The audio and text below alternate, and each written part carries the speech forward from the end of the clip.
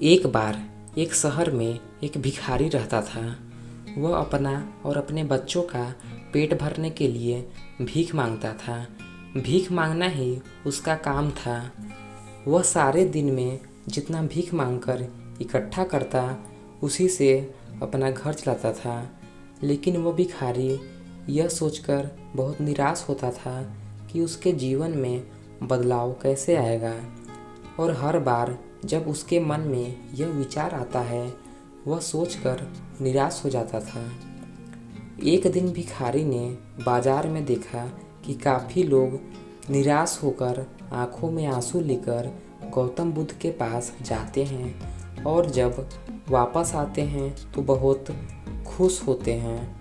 लेकिन उसे यह समझ में नहीं आ रहा था कि गौतम बुद्ध के पास ऐसा क्या है जो हर कोई जाता है वहाँ से खुश होकर ही वापस आता है।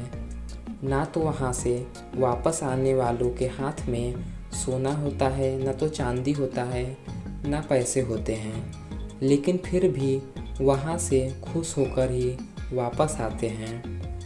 फिर उस भिखारी ने सोचा कि मैं भी गौतम बुद्ध के पास जाता हूँ और देखता हूँ वहाँ पर ऐसा क्या है जिससे लोग इतने ज़्यादा खुश हो रहे हैं। फिर अगले ही दिन वो भिखारी गौतम बुद्ध के पास चला गया। वहाँ पर लोगों की कतार लगी हुई थी। वह भी कतार में खड़े होकर इंतज़ार करने लगा। फिर भिखारी का नंबर आया तो भिखारी ने गौतम बुद्ध से कहा कि मैं गरीब आदमी हूँ और भीख मांगकर अपने घर का गुजारा करता हूँ। मैं अपनी ज़िंदगी से बहुत ज़्यादा परेशान हूँ। मुझे बताइए कि मेरा जीवन कैसे बदल सकता है। गौतम बुद्ध ने कहा कि तुम गरीब नहीं हो, तुम्हें ऐसा लगता है कि तुम गरीब हो। तुमने कभी भी किसी के लिए कुछ भी नहीं करा है, ना ही कभी किसी को दान दिया है। यह सुनकर भिखारी सोच में पड़ गया और गौतम बुद्ध से कहने लगा कि मैं तो खुद एक भिखारी हूँ, फिर मैं कैसे किसी को दान दे सकता हूँ। तो गौतम बुद्ध ने कहा कि भगवान ने तुम्हें इतना अच्छा शरीर दिया है, तुम अपने हाथों से लोगों को दान कर सकते हो। ज़रूरी नहीं है कि दान पैसों का ही होता है।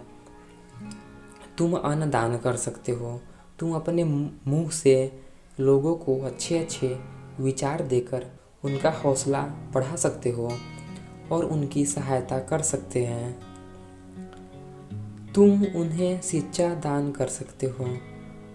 गरीब तुम नहीं हो, गरीब तुम्हारा दिमाग है। तुम्हें इस विचार से हटकर दूसरों की सेवा करने के बारे में सोचना चाहिए। यह बात सुनकर भिखारी बहुत ज़्यादा खुश हो गया और वह संतुष्ट होकर वहाँ से चला गया।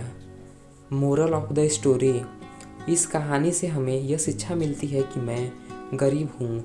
इस बात से चिंता करने से समय बर्बाद होता है और यह बिल्कुल भी सत्य नहीं है। सत्य है कि आपको भगवान ने बिल्कुल सही शरीर दिया है। हमें इसका इस्तेमाल करके आगे बढ़ना चाहिए और खुद के जीवन को बेहतर बनाना चाहिए।